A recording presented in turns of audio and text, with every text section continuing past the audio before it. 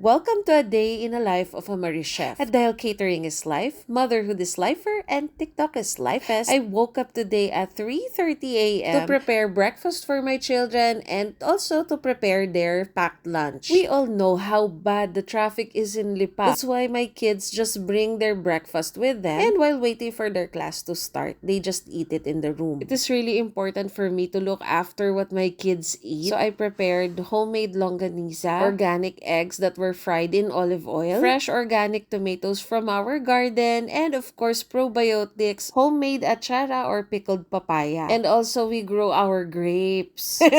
Charot lang mga kamari chef, hindi tayo ganun. Actually, kaya ko lang naman nakasabay yung mga anak ko ngayon is because last night, meron kaming kausap na client na sobrang urgent yung kanyang event. Ayan, so nandito ako sa first stop ko kung saan kumukuha ko ng pork belly. 250 lang kasi ang kilo niya. Pati si tatay, tinaranta ko at 2 a.m. kasi nga, meron kaming client na unfortunately lost a loved one. So they are calling to book our services. Basta kaya, hindi ko tatanggihan. Tapos dahil nainggit ako sa longganisa ng mga anak ko, nakakita ko ng karinderya na may longganisa. So nandito ngayon tayo sa Cuenca Wet Market and ngayon naman namimili ako ng chicken. Yung chicken nila ay 155 pesos lang per kilo. Pero kailangan nito orderin. Hindi ko na order. Kaya chicken breast na lang muna yung binili ko. So when I got home, diretso na ako sa kusina. Hindi ko talaga maintindihan bakit ko lagi ginagawa sa sarili ko to. Na ipapa-day off ko yung buong team. Tapos mapapasukan kami ng order and then walang ibang pwedeng gumawa kung hindi ako. Marupok pa naman ako. At ito na nga mga kamari chef. Akala ko isang event lang yung ibubuk nila sa amin. Gabing-gabi na kasi pumasok yung inquiry tapos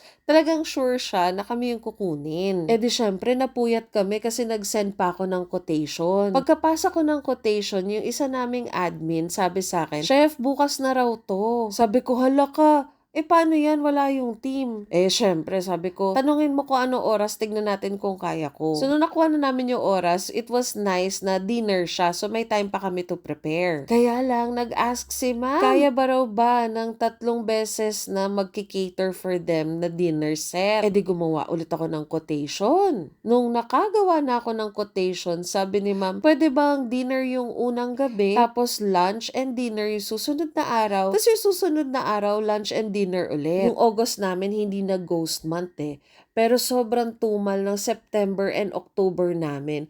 Kaya mga kamari chef, desperada ako. Sabi ko, sige, push. Syempre, hindi ko na tinaasan yung price mga kamari chef. Sinabi ko naman sa inyo yan.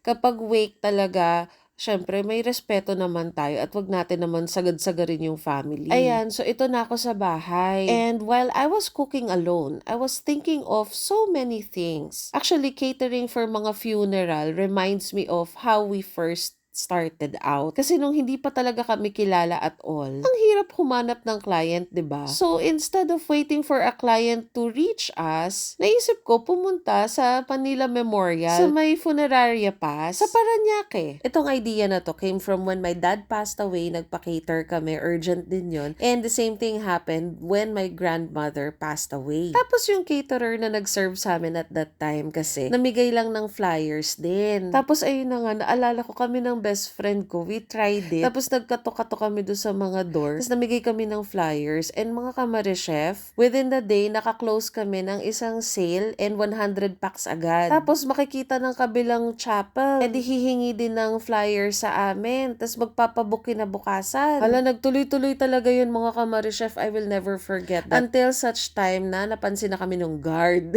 Ayun mga kamari chef, i-share ko lang. Ayun, naghigpit na sila because of us. Tapos parang may core cage na. Tapos inattempt ko pa na maging accredited. Ang mahal, 500,000. Ayun lang mga kamari chef. Alam mo, someone else's loss becomes a blessing sa ibang tao. So ayun, gusto ko lang magpasalamat sa client namin kasi kahit nilagay ko sa party tray dahil rush, happy pa rin sila. So ayun, bukas ulit kami magki-cater for them kaya mag-grocery na ulit ako. Huy, ang haba ng kwento ko. So ayun lang mga kamari chef. Sana nagustuhan niyo itong video na to. Bye-bye!